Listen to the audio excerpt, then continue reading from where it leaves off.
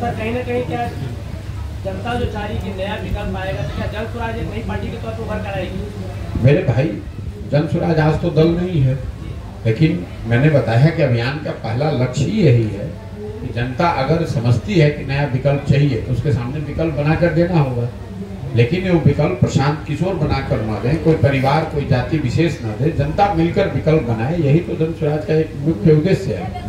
जब ये पदयात्रा पूरी होगी तो निश्चित तौर पर दल बनना ही है, लेकिन वो दल बिहार के वो सारे लोग मिलकर बनाएंगे जो इस पदयात्रा के दौरान इस परिकल्पना को, इस सोच को समझकर इससे जुड़े और इसमें वो संस्थापक सदस्य के तौर पर जुड़कर बिहार में एक नया विकल्प बनाने की दिशा में प्रयास करें। सर, क्या प्रशांत किशोर की राजनीति पाठशाला से गुण सीखने के बाद चुनाव में हो रहे भ्रष्टाचार को यहाँ के जो प्रतिनिधि हैं क्या उस पर रोक लगाएंगे?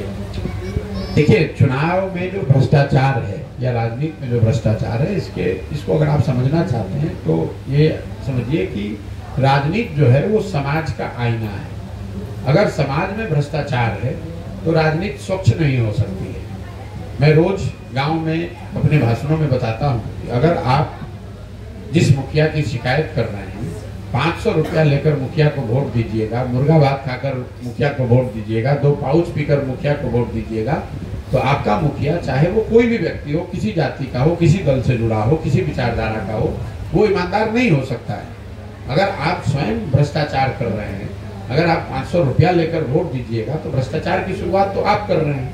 तो आपका जनप्रतिनिधि ईमानदार कैसे हो सकता है? वो अपने घर से जमीन बेच के तो ये पैसा देगा नहीं। कहीं ना कहीं अगर हम पैसा खर्च करके जीत कर आएंगे तो पैसा जनता से ही वसूलेंगे। तो राजनीतिक भ्रष्टाचार तब कम होगा जब लोगों में जागरूकता है, लोग खुद से भ्रष्टाचार से अलग हों, ये तय करें कि भैया हमें 500 रुपया 1000 रुपया मुर्गा भात के लालच में वोट नहीं देना है, तभी स्वच्छ लोग चुन कर आएंगे और उससे राजनीति में धीरे धीरे शुचिता आएगी।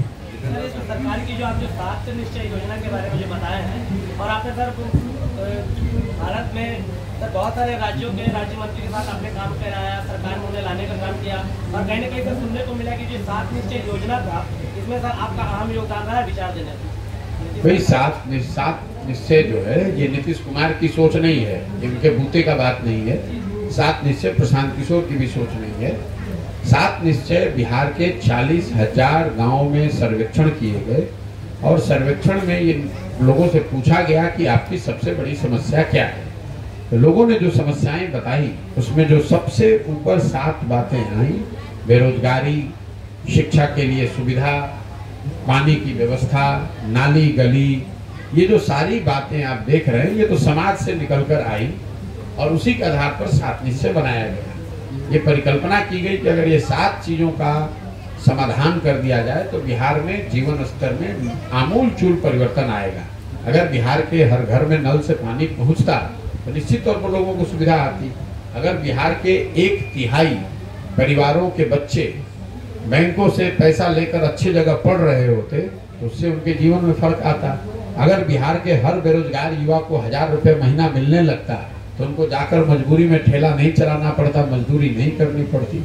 अगर बिहार के हर नाली, घर से निकलने वाली नाली का पक्कीकरण हो गया होता, घरों से नालियों को निकालकर उसके निस्तारण की व्यवस्था की गई होती तो गांव का स्वरूप बिल्कुल आज अलग आपको दिखता।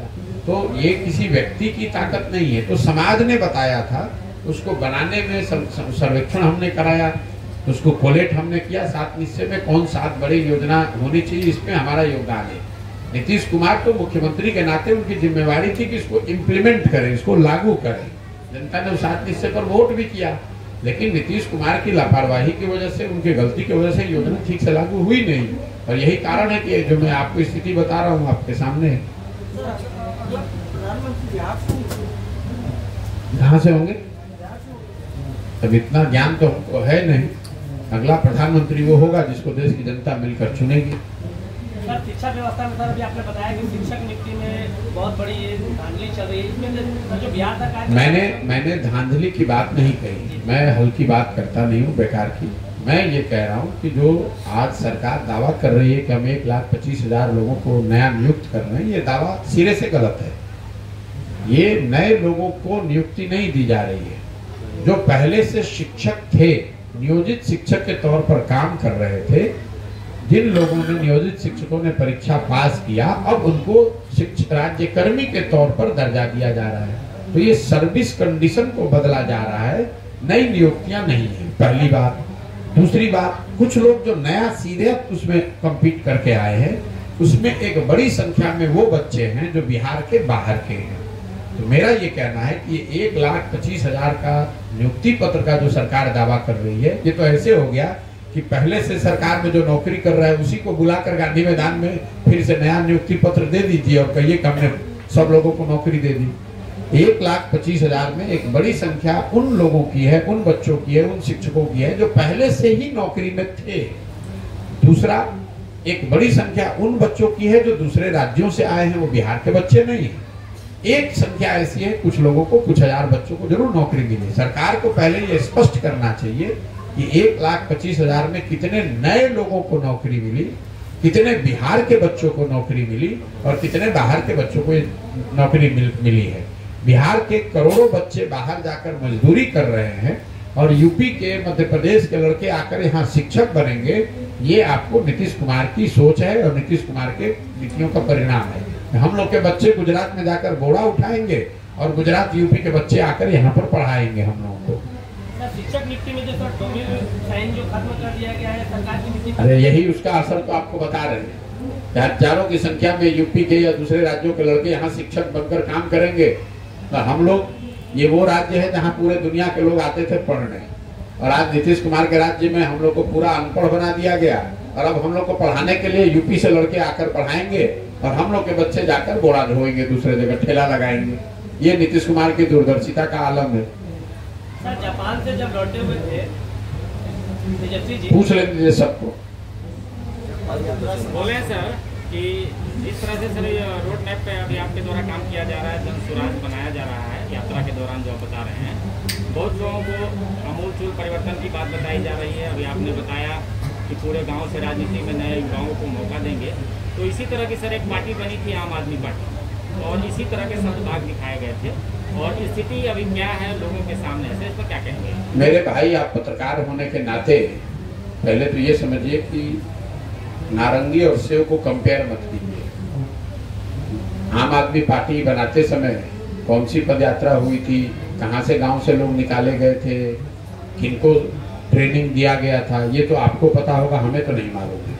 आम आदमी पार्टी अन्ना आंदोलन से निकली हुई एक व्यवस्था थी जिसमें 10, 20, 50 लोगों ने कहा कि हम सही हैं, हमें मालूम है कि देश कैसे सुधारना है, और उसके आधार पर एक पार्टी बनी और एक छोटे से राज्य दिल्ली में उन्होंने अपनी एक व्यवस्था कायम की है। जो हम लोग कर रहे हैं ये महात्मा गांधी की उस सोच से प्रेरित है जो आज़ादी से पहले उन्होंने कांग्रेस के तौर पर स्थापित की। गांधी जी ने अफ्रीका से लौटने के बाद दल नहीं बनाया, जो कांग्रेस थी उसको जन जन तक, गांव-गांव तक ले गए, और जो व्यवस्था कांग्रेस की सिर्फ पढ़े लिखे इंटेलेक्चुअल्स की, मिडिल क्लास की जो व्यवस्था थी, उसको उन्होंने गांव जमीन की व्यवस्था बनाई।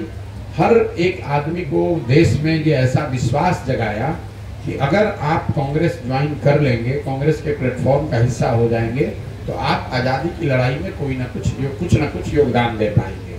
तो मैं जो व्यवस्था बना रहा हूँ कि अगर बिहार में आप कुछ अपने व्यवस्था के लिए, अपने बच्चों के लिए सुधार लाना चाहते हैं, अगर आप जन स्वराज से जुड़ेंगे तो जुड़कर अपनी क्षमता के अनुसार कुछ न कुछ बिहार के बेहतरी के लिए, अपने बच्चों के भविष्य के लिए कर पाएंगे। आम आदमी पार्टी से इसका कोई सरोकार नहीं है। ये पूरी सोच आज़ादी के पहले महात्मा गांधी की जो कांग्रेस थी उससे प्रेरित है, और उसी को आज के परिप्रेक्ष्य में बिहार में बनाने का प्रयास है। जब पार्टी का एक रूप है, उस समय जैसे कोई भाजपा में है या जदयू में है, राजद में है, वैसे लोगों को भी रखा जाएगा जन स्वराज में? या देखिए, जन स्वराज पार्टी बनने की जो प्रक्रिया है वो अपने आप में इतनी लंबी है कि ये घटना कोई एक दिन में नहीं होगी। मधुबनी में जो लोग, मैंने आपको बताया करीब 60,000 लोग इससे जुड़ेंगे या जुड़ रहे हैं, उसमें से स्वाभाविक तौर पर बहुत सारे ऐसे लोग होंगे जो दूसरे दलों से जुड़े हुए रहे हैं। कुछ बहुत बड़ी संख्या में ऐसे भी लोग हैं जो राजनीति में जुड़े ही नहीं थे लेकिन आएंगे, इसमें जुड़ेंगे। सिर्फ कोई आरजेडी में ये बात चर्चा होती रही है कि क्या हमें ये कहना चाहिए कि जो पिछले दूसरे दलों से जुड़े हैं उनको न शामिल किया जाए।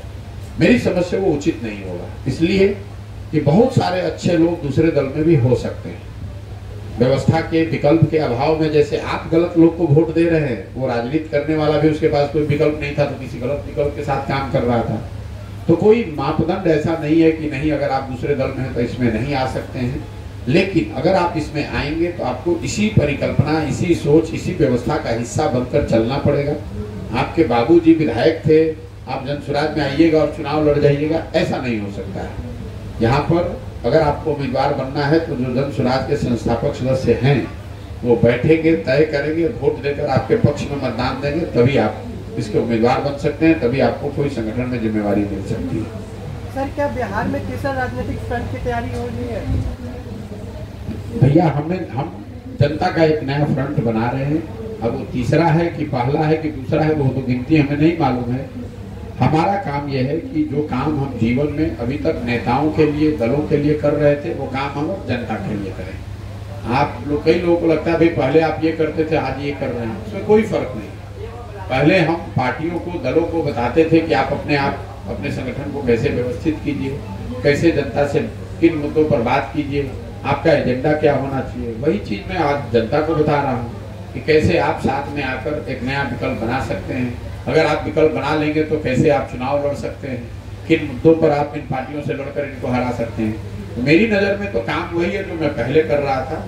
फर्क बस इतना है कि पहले इस काम को मैं पर्दे के पीछे से किसी दल या राजनीतिक नेता के लिए कर रहा था, अभी ये काम मैं जनता के लिए करने का प्रयास कर रहा हूँ। आपने कई पार्टियों का प्रचार किया, समर्थन किया, बनाने का काम किया। अभी आने वाले लोकसभा और विधानसभा चुनाव को आप किस रूप में देखते हैं? नहीं, मैंने चुनाव से अपने आप को अलग कर लिया है। 2 मई 2021 को बंगाल, तमिलनाडु जीतने के बाद मैंने सार्वजनिक तौर पर यह घोषणा कर दी कि मुझे अब वो काम करना ही नहीं है। 10 वर्ष हमने उस काम को किया, जो अनुभव हुआ, जो सीखा, जो समझा, उसके आधार पर हमने साल भर बैठ के ये परिकल्पना बनाई कि नहीं, अगर राजनीति में, सरकार में आमूलचूल परिवर्तन लाना है तो समाज में निचले स्तर पर उतर के पहले समाज को जगाना होगा, समझाना होगा, उनको इकट्ठित करना होगा। उससे, उस ऊर्जा से, उस सोच से निकले हुए दल से ही आमूलचूल व्यवस्था का परिवर्तन किया जा सकता है। और उसी काम को आप देख रहे हैं कि पिछले 2 साल से मैं ईमानदारी से करने की कोशिश कर रहा हूँ। 2 वर्ष लगे, 5 वर्ष लगे, 10 वर्ष लगे, मैं पूरी तरीके से मेरे जीवन में संकल्पित हूँ, मुझे करना यही है। विधानसभा में क्या हो रहा है, लोकसभा में क्या हो रहा है, कौन दल जीत रहा है, कौन हार रहा है, वो मेरा सरोकार नहीं है। मेरा सरोकार है कि मुझे आने वाले कुछ वर्षों में अपने जीवन के पूरी ताकत बिहार की जनता की स्थिति को सुधारने के लिए लगाना है। हम लोगों ने कांग्रेस का शासन देखा, बिहार नहीं सुधरा। हम लोगों ने लालू जी का शासन देखा, बिहार नहीं सुधरा। नीतीश का शासन देखा, भाजपा का शासन देखा, तो बिहार तो नहीं सुधरा। लोग पूछते हैं भैया लोकसभा में किसको जीतना चाहिए। भाई, हम लोगों ने, जब कांग्रेस यूपीए का शासन था तब भी बिहार से हजारों लाखों लोग मजदूरी करने के लिए, पलायन करने के लिए मजबूर थे। और आज 10 वर्ष से अगर नरेंद्र मोदी बैठे हुए हैं तो उससे बिहार की स्थिति तो नहीं बदल गई। बिहार में फैक्ट्रियां नहीं चालू हो गई, बिहार के बच्चों का पलायन नहीं रुका। तो मेरे लिए दोनों में कोई फर्क नहीं है। मुझे तो इससे मतलब है कि जो मेरे पास शक्ति है, बुद्धि है, संसाधन है, इसका उपयोग मैं अपने जनता के लिए, बिहार की जनता के बेहतरी के लिए कैसे करूं, मेरा उद्देश्य ये है। मेरा उद्देश्य ये नहीं कि भाजपा का क्या होगा कि कांग्रेस का क्या होगा। वहाँ बड़े बड़े लोग बैठे हैं, अपना जाने क्या होगा। हम इतना जानते हैं कि बिहार के लोगों का भला होगा, और वो भला करने के लिए इस अभियान में जो कुछ भी करना पड़ेगा वो कर रहे हैं। आपने संबोधन में कई बार कहा कि मैं पंचायत स्तर पे 12 से 15 हज़ार तक की नौकरी की व्यवस्था करना चाहूँगा कि लोग बाहर नहीं जाए और अपने पंचायत में नौकरी। जी बिल्कुल, 1 साल के अंदर मैं रोज बता रहा हूँ। अभी आपको शुरुआत में भी मैंने बताया कि हर पंचायत में जो पॉपुलेशन है, जो जनसंख्या है, उसके अनुसार अगर आप उसका बैक मैथ कीजिएगा तो हर पंचायत में अगर 800 से 1200 रोजगार के नए अवसर पैदा कर दिए जाएं तो किसी भी आदमी को बाहर नहीं जाना। ये नौकरी नहीं है, रोजगार की बात है। और इसका जो फिनेंशियल कॉस्ट है वो करीब करीब 10 से 15 हज़ार करोड़ रुपया साल का आएगा। बिहार सरकार का बजट है 2,46,000 करोड़। अगर 10 से 15 हज़ार करोड़ रुपया साल का खर्च किया जाए सिर्फ इस बात के लिए कि पलायन को रोकना है और यहाँ पर रोजगार के साधन 10-12 हज़ार के पैदा करने हैं, तो 14-15 महीना पैदल चलने के बाद, पूरे दुनिया भर के विशेषज्ञों से बात करने के बाद, जो मॉडल, जो योजना हम बना रहे हैं, बिल्कुल ये दावे से कह रहे हैं कि साल भर के अंदर पलायन को रिवर्स कर दिया जाएगा। किसी को मजबूरी में, आप स्वेच्छा से जाना चाहते हैं जाइए, लेकिन किसी को भी 10-12 हजार रुपए के रोजगार के लिए, मजदूरी के लिए बिहार से अपने पंचायत, अपने घर को छोड़कर नहीं जाना पड़ेगा। और मेरे लिए बिहार के संदर्भ में ये सबसे बड़ी प्राथमिकता है। यहाँ पर जो मैंने आपने बात में बताया कि बेरोजगारी और पलायन इतना बड़ा मुद्दा है कि इसको अगर नहीं सॉर्ट किया जाएगा तब तक कुछ नहीं हो सकता है। शिक्षा और रोजगार, अगर दो चीज हो तो ही बिहार सुधरेगा। अनाज बांटने से, सड़क बनाने से, बिजली लाने से, बाढ़ रोकने से, वो सब चीज है। ये सब चीज करके पिछले 40 वर्ष में लोगों ने देखा है, यहाँ बिजली सुधर गई लेकिन लोगों की दशा नहीं सुधरी, सड़क सुधर गया लेकिन लोगों की दशा नहीं सुधरी। आज मोदी जी 5 किलो अनाज बांट रहे हैं, 4 किलो मिल रहा है, लेकिन अनाज तो बट रहा है, उससे लोगों की दशा नहीं सुधरी। लोगों की दशा बिहार में तब तक नहीं सुधरेगी जब तक यहाँ के लोगों को आमूल चूल तौर पर शिक्षा और रोजगार के लिए जिन राज्यों में भी सुधार हुआ है, चाहे वो पंजाब हो, हरियाणा हो, गुजरात हो, महाराष्ट्र हो, आप देश भर में देखेंगे सुधार इन 2 पिलर्स पे ही हुआ है। लोगों को शिक्षित होना और उनके पास रोजी रोजगार करने का अवसर मुहैया कराना सरकार की ये सबसे बड़ी प्राथमिकता है। और मैं समझता हूँ कि इसको साल भर में किया जा सकता है। शिक्षा 1 साल में नहीं सुधरेगा, उसमें तो समय लगेगा, लेकिन पलायन निश्चित तौर पर रोक दिया जाएगा। सर ठीक है भैया। सर, आपने तो अभी तक कई पार्टियों में बतौर चाणक्य के रूप में काम किया है, क्या अब आपकी बारी है सीएम बनने की? मेरे भाई, ऐसा है, मैं रोज अपने भाषणों में भी कहता हूँ, आप हमारी सोच को इतना जानते नहीं हैं। मैं सीएम बनने का सपना लेकर अगर पैदा हुआ होता तो आज जाकर सरकार में शामिल हो जाएंगे। कौन रोक रहा है? रोज नीतीश कुमार हाथ जोड़कर बुला रहे हैं। नीतीश कुमार तो रोज बुला रहे हैं, भाई हम तो वहां जा सकते हैं, हम ममता बनर्जी के पार्टी में चले जाएं, हम जगन मोहन रेड्डी के पार्टी से राज्यसभा में चले जाएं, हम तमिल, आप कोई राज्य बता दीजिए, वहीं से चले जाते हैं पार्लियामेंट। हमारे जीवन का वो लक्ष्य ही नहीं है। आप हमारे लक्ष्य को छोटा समझते हैं। हमें सीएम बनने में कोई रुचि नहीं है। हमारी रुचि इसमें है कि अगले जीवन के 10 बरस